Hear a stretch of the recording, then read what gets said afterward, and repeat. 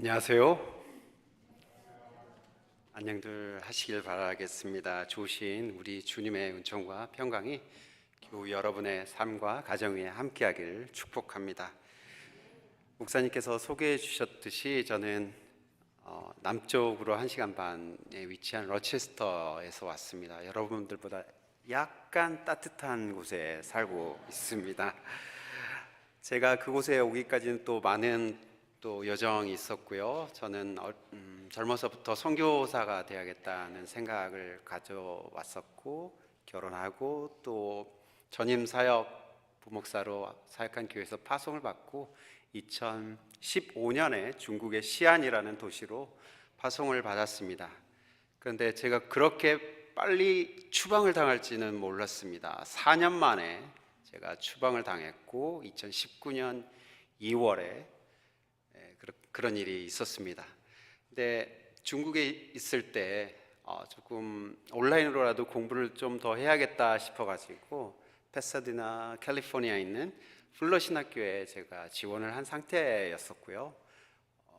그게 중국에서 추방이 결정되고 일주일 후에 합격 통지서가 날라왔습니다. 그래서 하나님의 뜻이 있겠다 싶어서 미국으로 건너와서 공부를 시작했고요. 3년 후에 공부를 마친 후에 로체스터에 있는 한인교회, 딱 한 한인교회밖에 없습니다. 다하나교회라는 한인교회에 청빙되어서 거기서 3년 이제 되어가네요. 거기서 생활을 하고 있습니다. 저는 아내와 아들 셋 키우고 있고요. 여러분, 아들 셋을 키우는 사람들은 천국에 직행한다고들 하더라고요.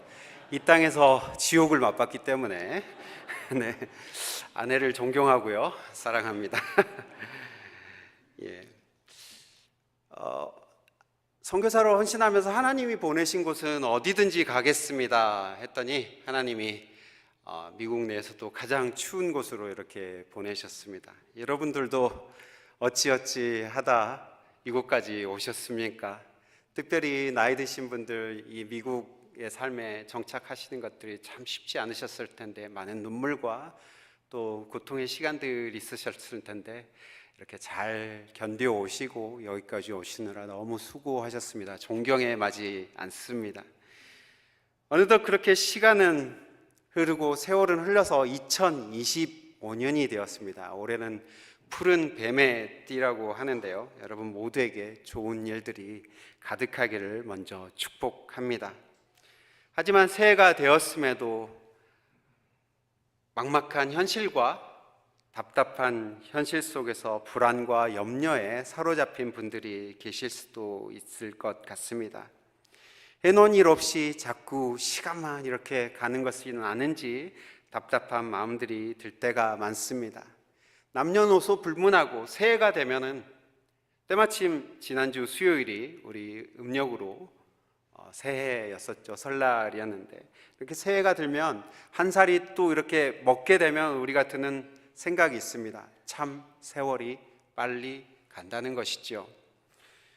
지구의 공전 속도만 봐도요, 우리 시간이 얼마나 빨리 흘러가는지를 알 수 있습니다. 여러분, 지구가 얼마나 빨리 돌아가는지 아십니까? 공전, 태양의 주위를 도는 속도가 1667km per hour라고 합니다. 그러니까 마일로 따지면 1000mph죠.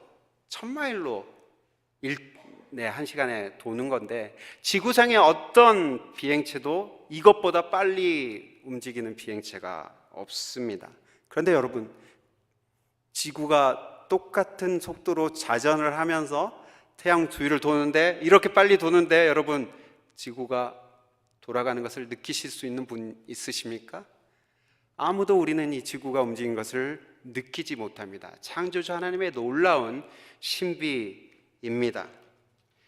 지구는 또한 23.5도 기울어진 상태에서 태양 주위를 돌기 때문에 계절의 변화가 생기게 됩니다. 시간의 흐름과 계절의 반복을 통해 우리는 창조주의 손길을 느끼면서 살아가게 되는 것이죠. 전도서는 특별히 이 시간의 흐름에 주목을 하는 책입니다. 시간이 오고 감을 통해 인생들이 알아야 할 참 지혜를 우리에게 전해주고자 합니다. 그래서 전도서 같은 이 저자를 우리가 지혜자라고 말하기도 합니다. 전도서의 큰 주제, 큰 테마, 큰 전제가 있는데 두 가지 전제가 있습니다. 하나는 해 아래 새 것이 없다는 것입니다. 이것은 시간이 오고 감을 계속해서 반복해서 이루어진다는 얘기이기도 합니다. 두 번째는 모든 것이 헛되다는 것입니다. 이 모든 것이 헛되다는 말은 세상 사람들이 말하는 염세주의가 아닙니다.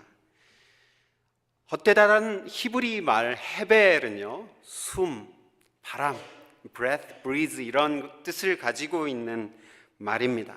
여러분, 연기가 피어오르는데 그것을 잡을 수 있는 사람이 있나요? 연기를 잡으려고 하면 오히려 더 퍼져 나가게 되어버리죠. 영속적인 것, 그러니까 영원한 시간의 의미에서 우리의 삶은 불가사의한 것으로 가득하다라는 것을 전도서의 이 지혜자는 헛되다라고 표현을 합니다.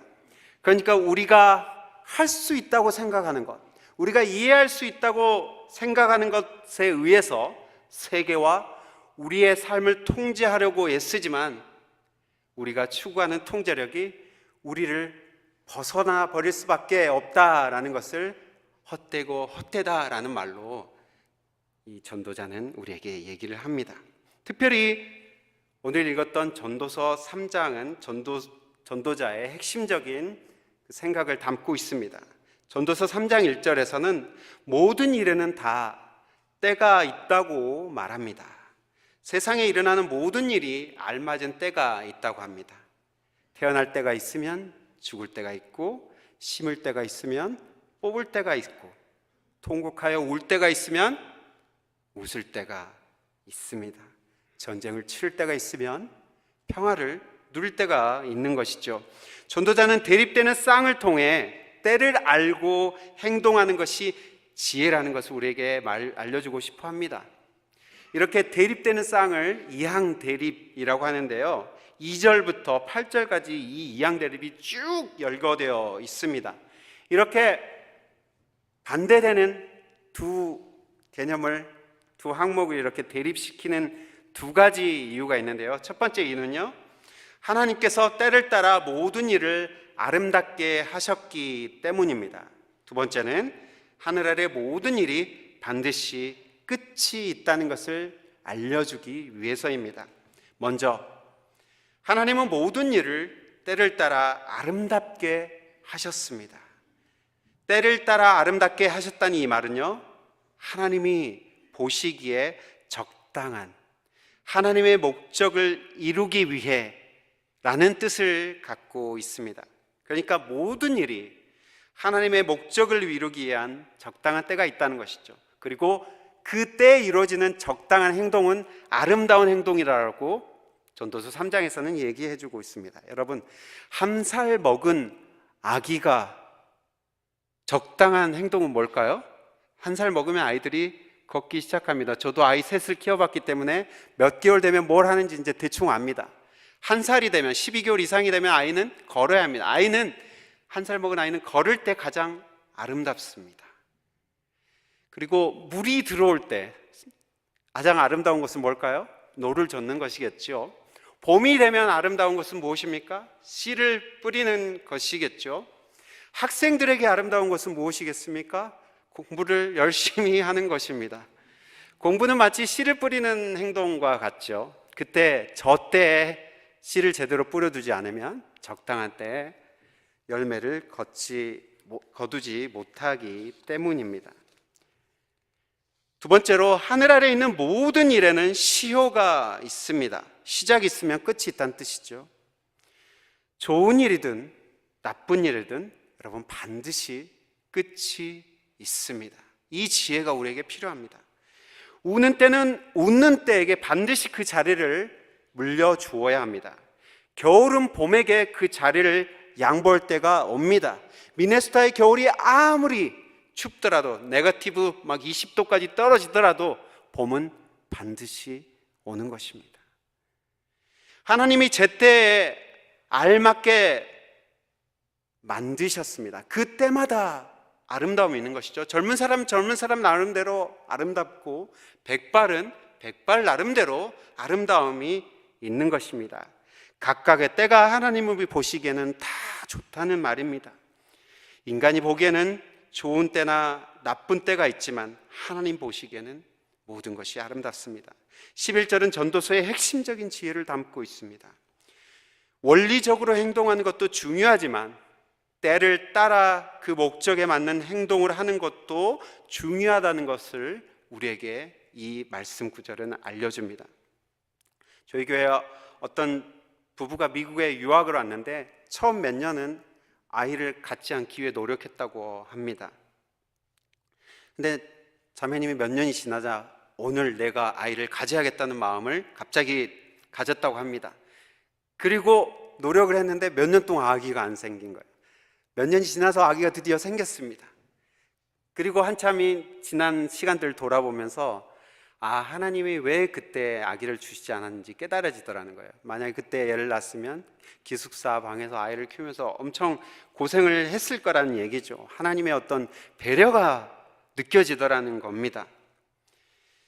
내가 원하는 때가 아니라 하나님이 원하신 때가 있다는 것을 깨달았다는 겁니다. 하나님의 때에 하나님이 원하시는 것이 이루어지는 것이 아름다운 것임을 우리는 알아야 합니다. 11절 말씀을 우리가 좀 더 깊이 들여다봐야 합니다. 왜냐하면 11절에 나와 있는 이 영원이라는 단어 때문입니다. 영원이라는 히브리 말 올람은요, 알람이라는 동사에서 나온 명사입니다. 알람은 감추다, 캄캄하다라는 뜻을 가진 말인데요, 이 말이 명사화되면서 첫 번째 뜻은 eternity, 영원이라는 뜻을 갖고 있고요, 두 번째 뜻은 감춤, 숨김, 비밀, 깨닫지 못하는 마음이라는 이 두 가지 뜻을 가지고 있습니다. 여러분, 캄캄하니까 숨겨져 있고 숨겨져 있으니까 비밀스러운 것입니다. 히브리인들은 우리 인생에 풀리지 않는 이 비밀스러운 느낌을 올람이라는 말, 영원이라는 말로 이해했던 것입니다. 개역개정에서는 영혼을 사모하는 마음을 주었다로 번역하고 있고요, 유대인들의 번역인 타낙 트랜슬레이션에서는 put eternity in the mind라고 번역합니다. 그리고 유진 피터슨 목사님, PCUSA 목사님이시죠. 유진 피터슨 목사님이 메시지 성경을 번역하였는데 거기에서는 숨겨짐의 의미를 좀 더 살려서 He has left us in the dark로 번역하고 있습니다. 어둠 가운데 내버려 두셨다라는 것이죠. 그러니까 하나님께서 우리에게 올람을 주셨다는 것은 다음과 같습니다. 영원이란 감춰지고 비밀스러운 것으로 인간이 하나님의 뜻과 때를 헤아리기 어렵다는 뜻입니다. 그래서 인간은 하나님이 시작하시고 끝을 맺으시는 일들을 파악하거나 이해하지 못한 채 어느 정도 혼미함 속에 빠져서 인생을 맞을 수밖에 없다는 것입니다. 인간은 자신에게 이익이 되는지 해가 되는지 이 판단을 매우 짧은 시간을 가지고 판단하려고 하고요, 그리고 아주 작은 이해관계를 통해서 이 일들을 선한지 악한지를 판단하려고 듭니다. 하지만 하나님의 그 영원하신 관점에서는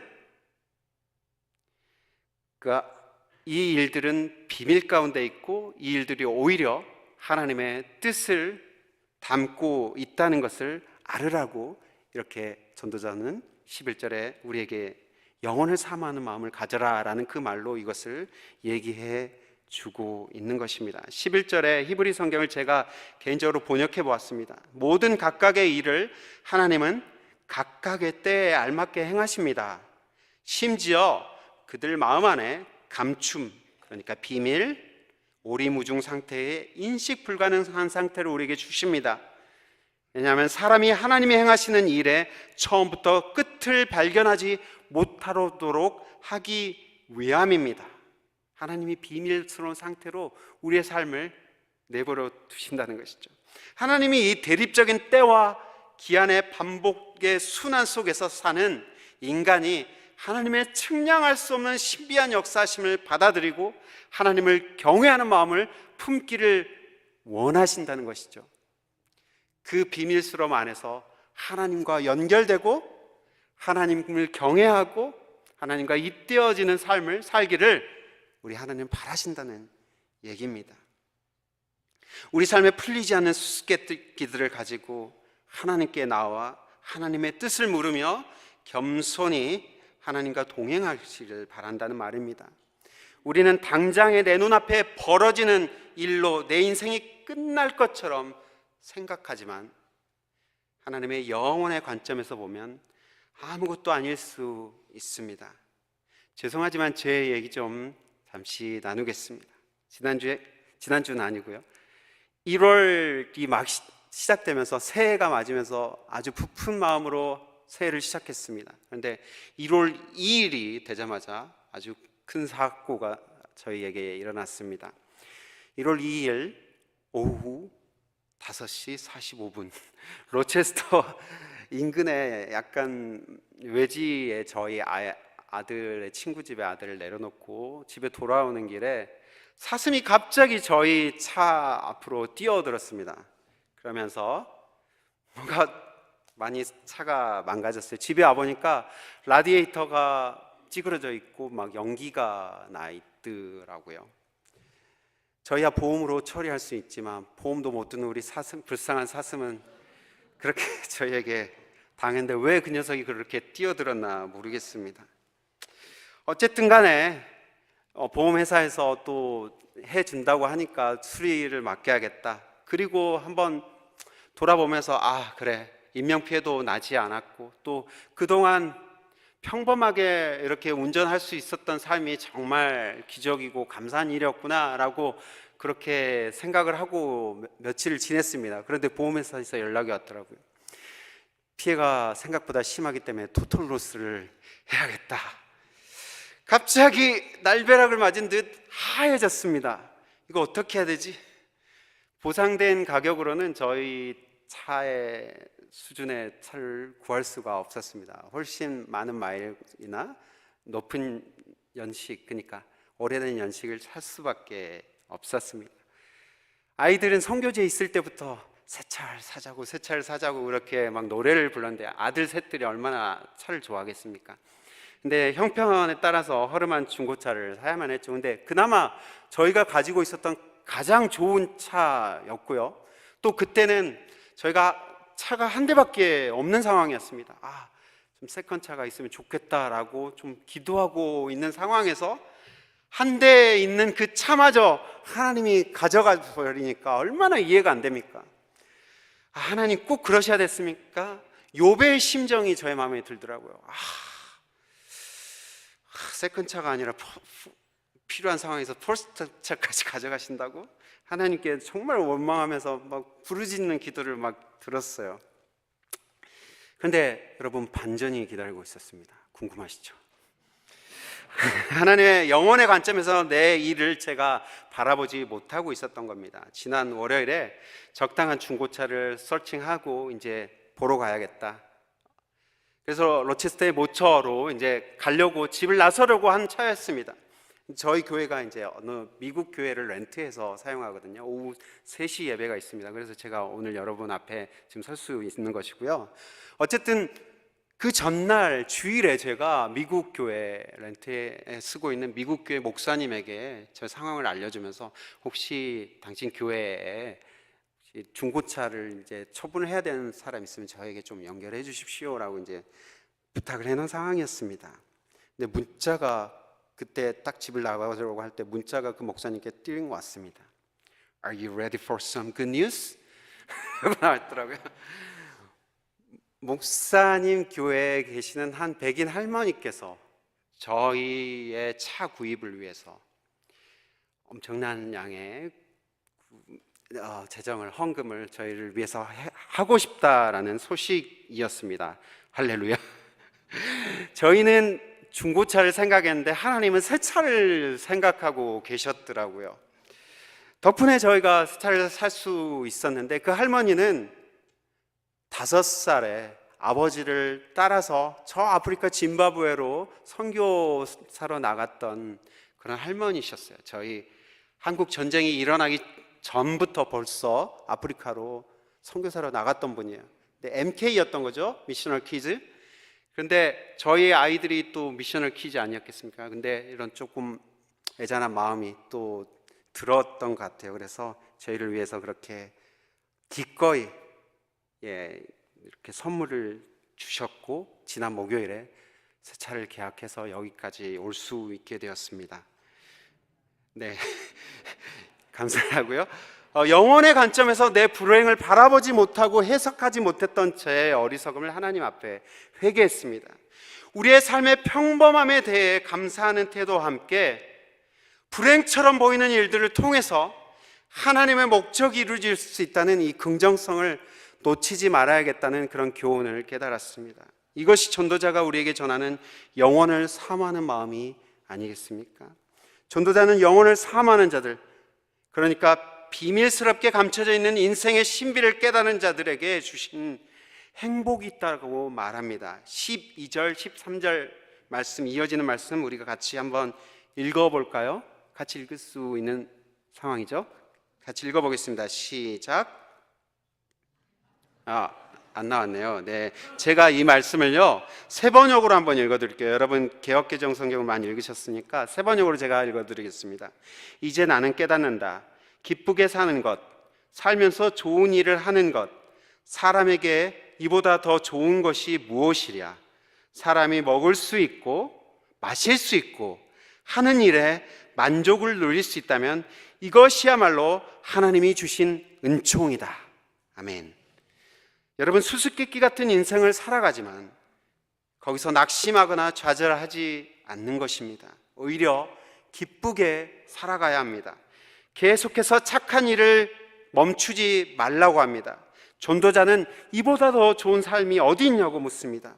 즐겁게 살며 착한 일을 하며 사는 것이 가장 좋은 으뜸인 삶이다 라고 얘기합니다.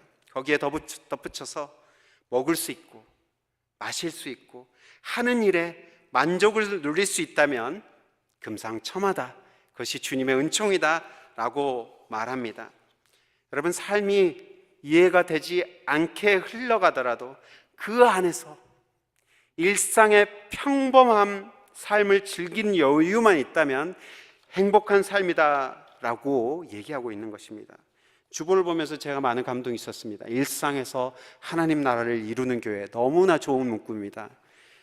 여러분, 비밀로 가득한 우리의 삶이지만 일상 속에서 먹고 마시고 내가 행하는 그 일을 통해 기쁨을 누릴 수 있다면 그것은 하나님이 원하시는 가장 행복한 삶입니다. 이것을 우리는 지난 코로나 팬데믹에서 많이 느꼈습니다. 절실하게 느꼈습니다. 모든 사무실이 문을 닫고 노동하는 할 것이 없는 그런 환란의 시대를 우리가 통과해 왔잖아요. 그러면서 내가 손으로 하는 이 노동이 얼마나 가치 있는 일인지 우리는 그때 깨달았습니다. 여러분의 자리가, 그 자리가, 일상의 자리가 가시방석이라도 그 자리가 꽃자리임을 깨닫는 사람들에게는 작은 행복, 소확행이라고 하죠. 작지만 확실한 행복이 보장될 것입니다. 내가 평범하게 누린 일상이 얼마나 큰 기적인지를 아는 사람들은 행복한 사람들입니다. 2025년 한 해가 시작되며 우리 모두가 영혼을 사모하는 마음을 하나님으로부터 갖기를 소망합니다. 하나님이 행하시는 일들은 인간의 이해 범위를 벗어나기에 우리는 하나님이 선하심과 인자하신 분이라는 것을 믿고 기다리는 것이 좋습니다. 왜 나만 겪는 고난이냐고 불평하는 것은 어리석은 일입니다. 때와 기한으로 이루어진 우리 인생의 시간들의 순환 속에서 하나님과 영원히 거하는 영생을 사모하는 마음을 더욱 간절하게 품는 여러분 되시기를 축복합니다. 하나님이 주시는 영혼을 사모하는 마음은 사실상 하나님이 행하시는 일에 시종을 파악하지 못하는 우리의 한계에서 오는 영적 무지를 깨닫는 것, 인정하는 것에서부터 시작합니다. 우리는 이 지구상에 일어나는 자연현상을 도무지 이해할 수 없고 파악할 수 없는 연약한 존재들입니다. 여러분, 남미의 사막에 모래폭풍이 갑자기 이는데 이 폭풍이 페루의 해안가에 떨어진다고 합니다.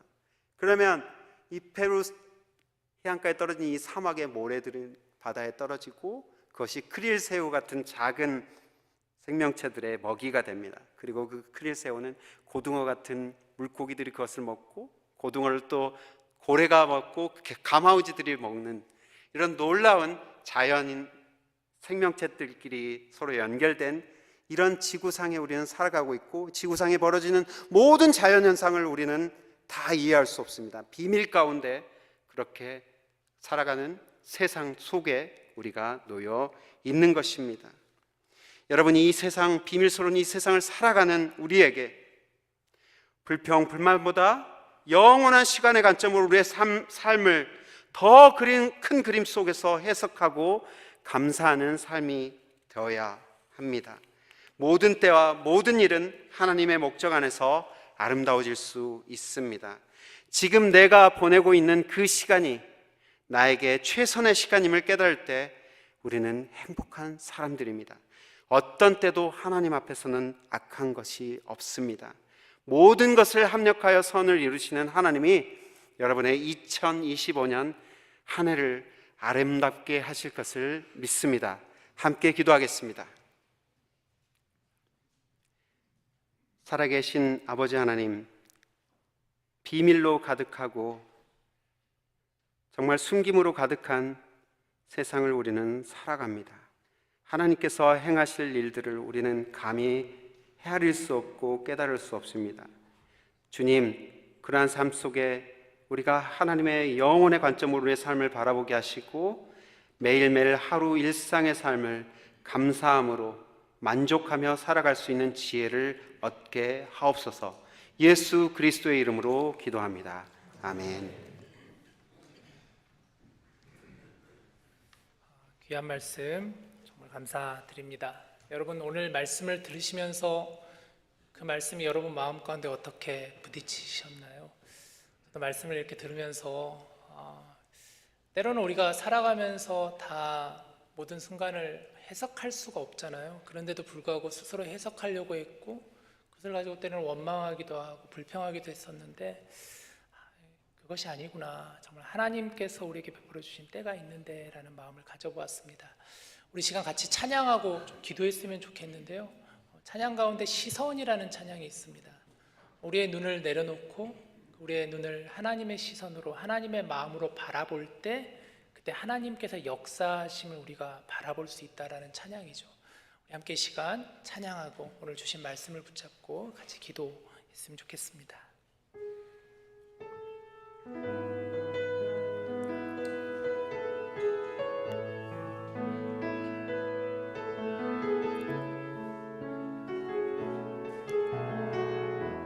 내게로부터 눈을 들어, 내게로부터 눈을 들어 주를 보기 시작할 때 주의 일을 보겠네.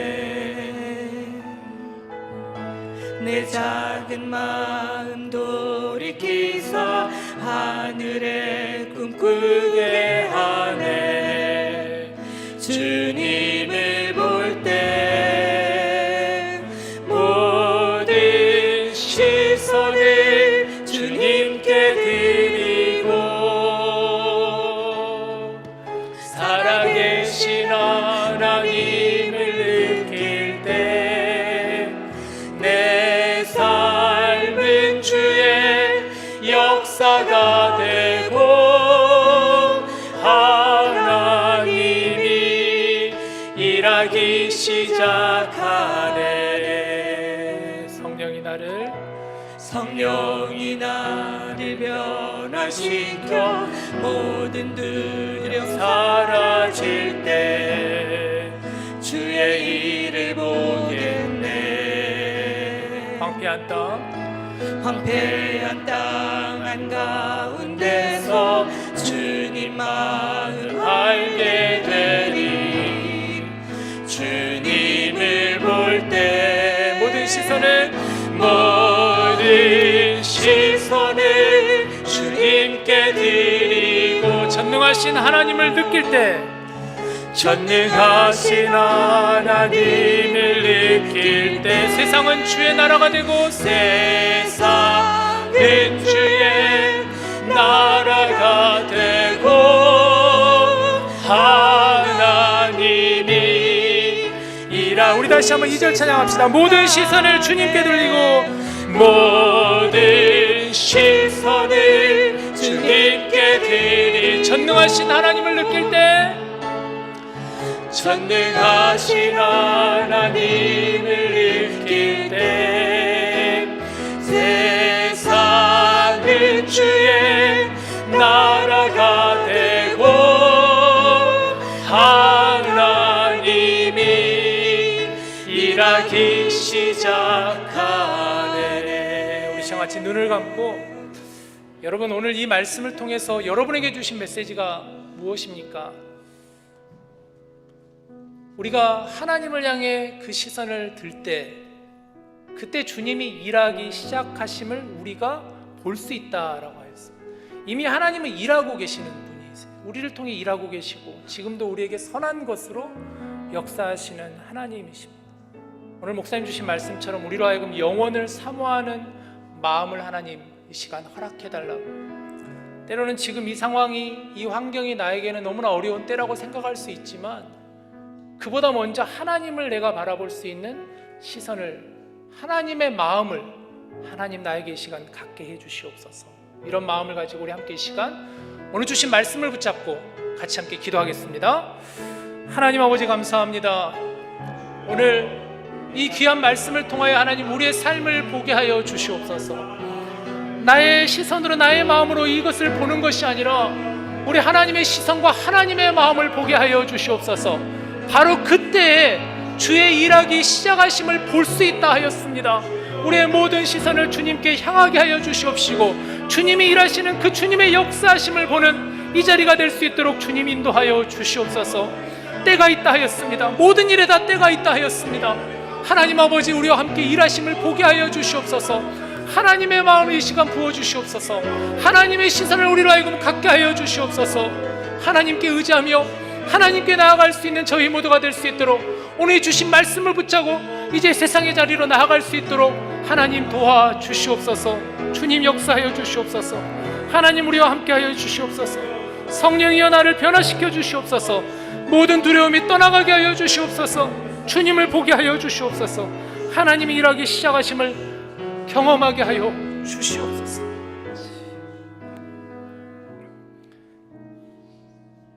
하나님, 오늘 이 말씀이 우리의 삶을 붙잡게 하여 주시옵소서. 이 말씀을 붙잡고 세상으로 나가게 하여 주시옵소서. 아직은 우리가 알 수 없습니다.